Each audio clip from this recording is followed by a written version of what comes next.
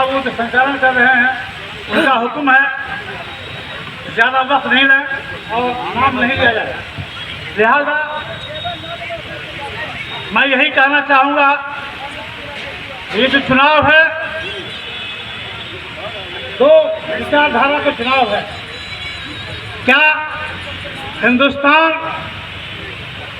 बाकी रहेगा या इस 24 के इंतखाब के बाद इसके वजूद को ख़त्म कर दिया जाएगा? इसी की साजिश चल रही है। दोस्तों, बहुत सोच समझ करके वोट करना है। हमारा वोट, हम जिस विचारधारा के हैं वो वोटर जो हैं वो सब जानते हैं।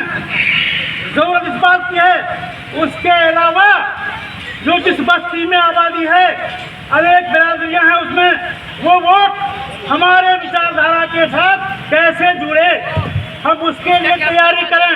हमारी एक नाकिस राय है ये,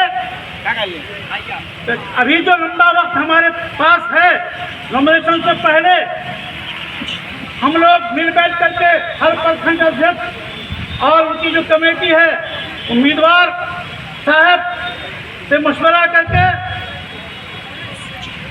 हम उस बिरादरी तक जाएं, उस जाति तक जाएं जो दबे कुचले हैं, जो गरीब गुरबा हैं, जहां तक हम लोग नहीं जा पाते हैं अपने पैगाम को लेकर के, अपनी बात को